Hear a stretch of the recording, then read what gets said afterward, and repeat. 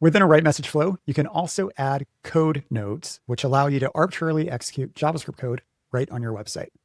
So if you're not technical, you might be scratching your head thinking, I'm not a coder. Why would I even care about that? Well, I want to make it really obvious and easy for you to understand why you're probably going to want to make the most of our code nodes. We're built on a really powerful segmentation engine that allows us to look at the entire context of a visitor on your website. We can look at the ad campaign they came from, their original landing page, what pages they viewed, along with all the data you have about somebody from your email platform. Using that, we can model pretty complex flows. And in these flows, we can run JavaScript when certain conditions are met. So for the non-coders in the audience, think of it this way. You could put somebody into a custom Facebook audience for retargeting purposes if they've answered questions in a certain way. Or you could fire off a Google Analytics event if they have viewed your pricing page 3 times in the last hour. Or maybe you just want to make it so if somebody is back on your website, if they're tagged customer, then and only then do you show your support widget pop-up. Maybe otherwise you show your opt-in form. So doing that traditionally would be really tedious, even with a tool like Google Tag Manager, which a lot of people assume is the way to do something like this.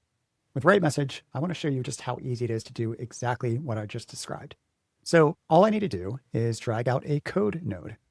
And when I drag this out, initially nothing is set, which makes sense. But then in this JavaScript code block, you can simply paste in any of the code that these different third-party JavaScript apps give you. So you could put in the Google Analytics code here, the Facebook or Meta code, or the code that triggers your support widget. On top of that, we have access to all the data that you have about your subscribers. So if I wanted to output somebody's email address, I could simply say, let's say we use ActiveCampaign. I could type this in, and I've just added some liquid code that between these curly braces will put the person's email address. And in this case, it will log it to the web browser's console. But I could use this to trigger my support widget and pre-fill their email address or their first name or whatever else. So we make it really easy for you to just simply paste in any code you want, and we will fire it when the right conditions are met.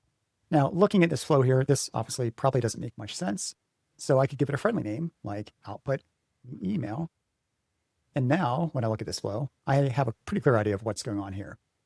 Now, sometimes you're going to get JavaScript code that is a tag that needs to get included rather than just some code.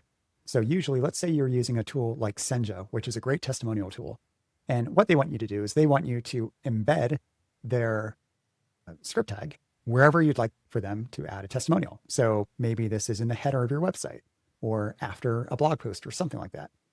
So what you can do is if you put in the script tag they give you here, so I'm just going to imagine that this is it, you'll notice a new configuration area shows up. And this asks you for the selector, or formerly the CSS selector that you'd like us to add this script to. Now, I want to make it clear that you are going to need to have some web development chops to understand how to find a selector. If you do write into our support, we're happy to help you figure this out. But basically, if you're dealing with adding scripts and stuff, you hopefully have an idea of what a CSS selector is, or at least how to figure it out. But let's say that in the hero section, so this would target maybe the hero of my website, I'm going to add to it this script tag, which obviously this is an empty script tag, but this would be like the Senja testimonial include.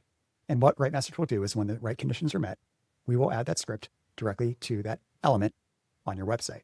So hopefully this gives you a few ideas of how you could use RightMessage to do really a lot than you might have initially assumed it could do. I do realize this is an advanced feature, but if you're looking to have RightMessage coordinate really nicely the execution of third-party JavaScript code, these code nodes make this really easy to do.